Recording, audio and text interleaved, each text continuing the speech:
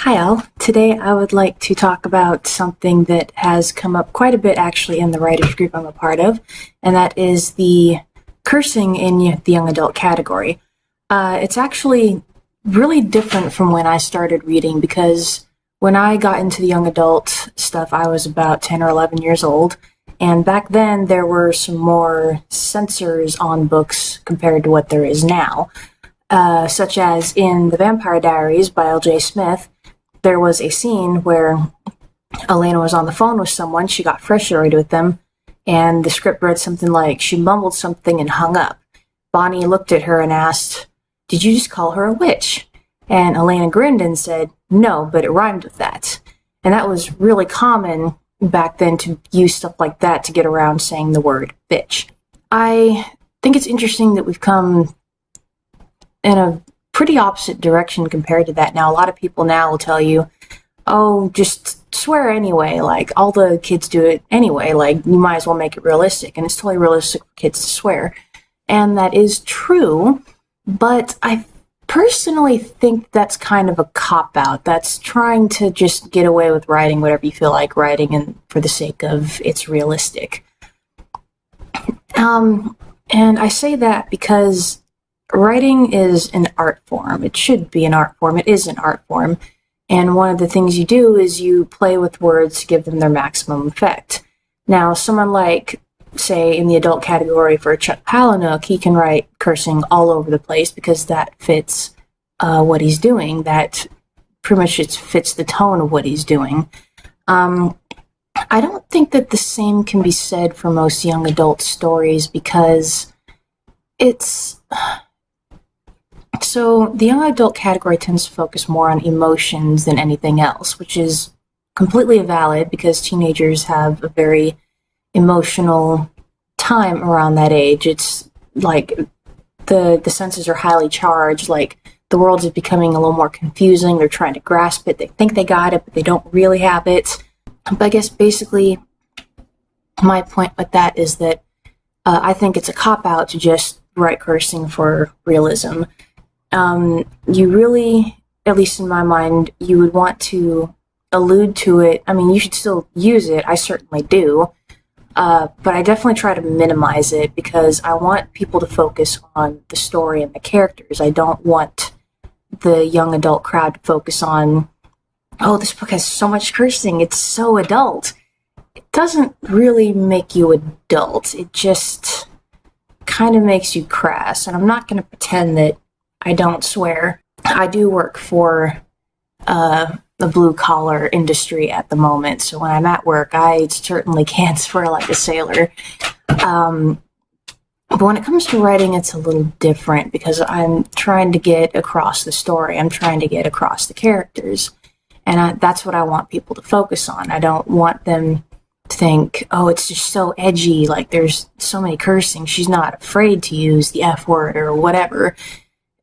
It's really not that I'm afraid of it, I just don't want that to detract from the story I'm writing, and to me that's what ends up happening, is that it's often used in an attempt to make it edgy. The last book I recall reading that kind of did that was the House of Night series by Kirsten and I think it was MC Cast, the mother and daughter writers, and it was... The series took off pretty well. I actually worked at Barnes & Noble at the time, and by book 4, we actually got a letter from the company pretty much instructing us to start warning parents what were in the books. That is to say, a lot of cursing and underage sex. Because parents were finding out what their children were reading and returning the books. And inevitably, that is what ends up happening. Like, you can argue it's for realism, but at the end of the day, it's the parents who are going to buy the books 9 times out of 10, and a lot of them do actually want to know about the material, and they do want to read it. They want to know what their kids are reading. You can't just really sneak that by all of them. And most parents are pretty responsible, I think, so that's completely valid, I think. And I A, want to reach a broader audience, and I B, want to really put all of the emphasis on the characters and the story. One trick that I ended up doing with my most recent project was that I started making up alternatives. And that can be pretty hokey, but what I really tried to do was I tried to take Natsuki's mindset and just make it seem like it would fit. So I wanted her to come across a little more quirky, I suppose. Not like, oh, she wears rainbow striped pants and she says random things about penguins or whatever. It was more that you find out that her father didn't really care for cursing, so her mother would get around it by just using other words. And one of the things that she uses in various forms, but one thing she would say was something like holy gollywogs, and she actually doesn't know what a gollywog is. It is a type of creepy little doll. I think that has ended up making it a lot more effective because right now it's still in the beta stage. I'm still trying to figure out if it's completely done, and I do have an agent reading it, but I am still refining bits and pieces of this story. But from my beta readers, it's actually been really effective. They like her tone, they like her as a character, and no one ever questions the cursing that does come up since it's sparsely sprinkled out through there. But even Christopher Pike, like his stuff, he would mention sexual situations and things like that, but he still kept them kind of vague, like you knew they were there, but they were kind of glossed over, so that it wasn't really, the edge kind of came just from the hint of it, the little jab bit right here, and the little weirdness of that right there. And I think for his style, that was extremely effective too, and he did that all throughout pretty much every single book of his that I've read. I haven't read all of them, but I've read quite a few. And that worked out really well. L.J. Smith, as much as I love her, I don't think she had quite the same touch.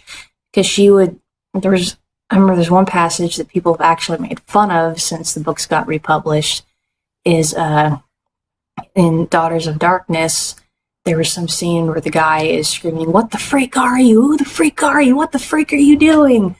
And yeah, that's kind of silly. That was I guess, their way of getting around the censors at the time, but I think she could have done a little more with that.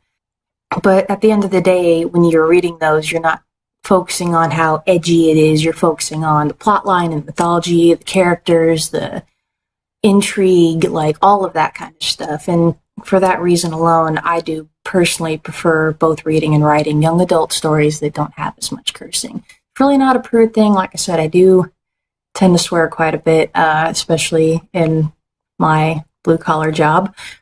But it's one thing my dad told me when I was a little younger was something about you really want swearing to be effective. When you use it, you want it to hit hard. And I think that's actually really good advice. It's a lot more jarring when someone who doesn't curse suddenly just, stubs their toe and swears, and you're like, oh, wow, he's in pain, okay. So just for that reason alone, I think that's a much more effective way of going about it. It's a little different with adult stuff, but even then, I kind of like it when it's pared down a little bit. Like Jim Butcher, I know, does definitely have some swearing in his, but you're so much more focused on the wizardry, the magic, the urban fantasy, all that stuff, that the cursing just kind of feels natural. And I think that's the way it should be done. With Palahniuk, it's definitely more of an edgy thing, but his books are pretty out there as it is, so that's really no surprise.